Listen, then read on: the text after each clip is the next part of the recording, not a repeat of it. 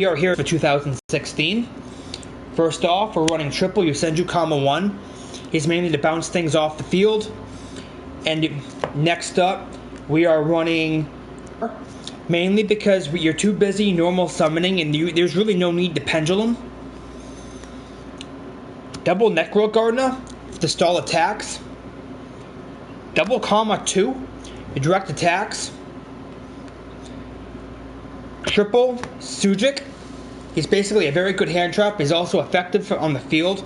You basically pump up one of your Yosenjus by 1,000 attack till the end of the turn, which actually works very good, especially if you're using 2 and you tie in the Yosenju 3 at 3. He basically adds your Yosenju cards, including Secret Move. So now, that's the monsters, and you actually can tell I'm not running very many monsters in here, because you just don't need very many of them. Next up, we're running spells. One of the personal favorites and one of the ace cards of the deck, Pot of Duality at 3. You don't really need to worry about not being able to special summon. You're going to be too busy flooding your opponent with cards, especially when you're adding cards with 3. You don't need to worry about adding any cards or special summoning. And one of the cards of all time that's the biggest prick move in this deck, Creature Swap at 3. So basically, you summon your Yosenjus, you use Creature Swap, you give them your Yosenju, and at the end phase, that Yosenju monster will bounce back to your hand. Ultimately, you keep your opponent's monster, which this card is just disgusting in this deck.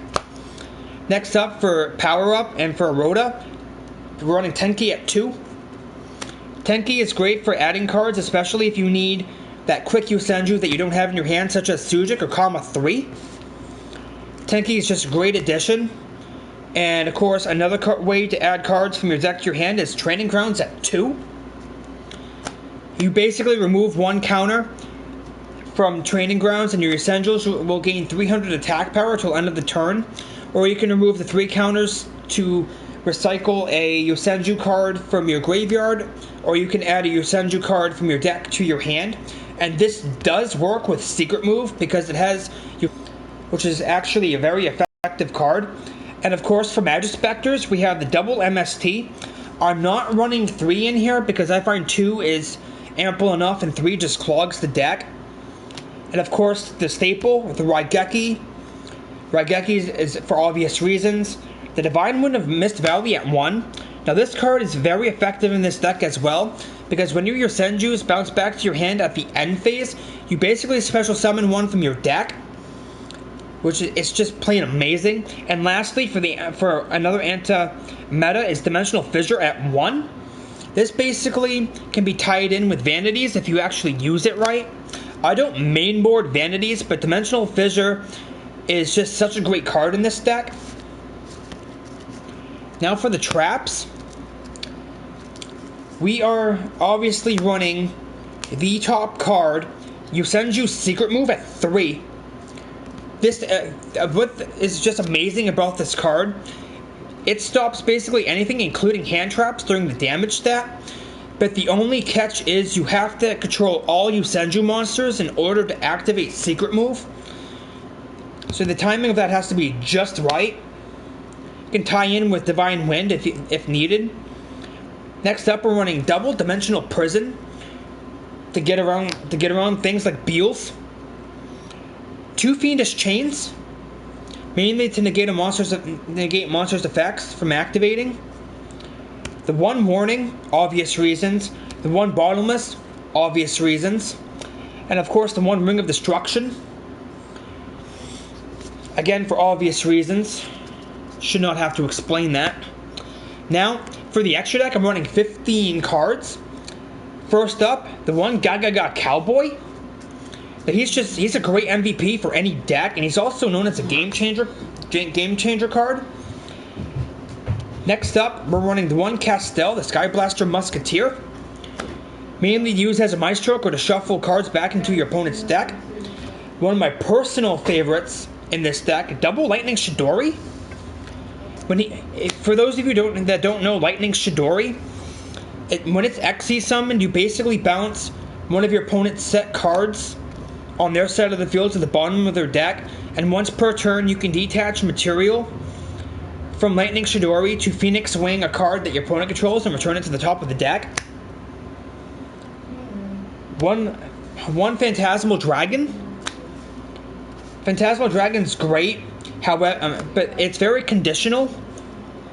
But as long as it has material, your opponent can't target Harpy cards, including Phantasmal Dragon. And while it has XE material, it can attack your opponent directly. So he's a great card to have. To recycle Yosenju cards, we have Degusto Emerald. Next up is Abyss Dweller to stop effects activating the grave, especially since there's things like the Black Stone of Legend and the White Stone of Legend for Blue Eyes and Red Eyes decks. Abyss Dweller is a great card to stop it. To get around special summon cards, we have Silent Honor Arc. Next up, we have double Brotherhood of the Fire Fist, Tiger King. His effect is actually a quick effect. Indicates all monsters' effects on the field except for Beast Warrior, but please be advised that this will affect you as well. Next up, we have Rhapsody and Berserk. Just a great power up for any of your Xyz. The one Maestro and the one Dark Rebellion XE Dragon. XE Dragon is a situational card. You have to be able to know when to use them. The one card I'd say that you don't want to waste is your Harpy's Pet Phantasmal Dragon. And it's basically able to attack directly, and once it gets rid of its Xyz, then it's toast. But the deck is actually very good. I've actually gotten OTKs on turn 2 with this deck. And this deck is just plain amazing. Next up, I want to show you my sideboard. It's not quite 15 cards, but I've actually worked around things for the sideboard, especially against Burning Abyss. We're running Flying Sea. So basically, your opponent summons a monster, some normal specials a monster, except during the damage step. You play Flying Sea on their side of the field, and as long as the player controls Flying Sea, they can't overlay. Next up, I haven't really figured out, except for certain Monarch Trap cards.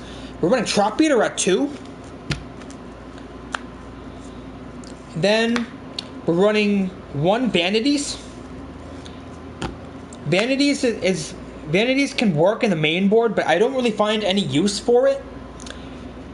And the one thing that I don't know if many board, and you detach material from the XE monster, that XE material that's sent to the grave will not get rid of Vanity's emptiness.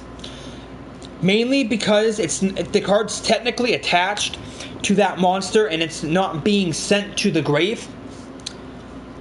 Now, for the Magispector matchup again, we're running double DNA Surgery. Mainly to change the types and to prevent Magispectors from using the stronger effects. Again, for the Monarch matchup, we're running Mask of Restrict at 2. To stop them from tributing, especially with Stormforth. Even though it's limited to 1 now, that Stormforth could still screw up your deck. And lastly, again for Monarchs or Geminis, we're running By Order of the Emperor at 1. This stops things like Raza, Caius, Zaborg, and when you negate their effect, the controller of that monster draws a card. But it still can be really useful against Monarchs. So that is the Yosenju deck profile for Team Moonlight. This is Fritz Marcy Extraordinaire. If you have any ways that I can actually improve this deck, or if you have any type of feedback, please feel free to inbox us on this channel. I will leave a deck list on the description list below, and I'll also hopefully be able to get a Twitter account open for us. So this is Fritz Marcy, head of Team Moonlight, signing off. What'd you think of that, motherfucker?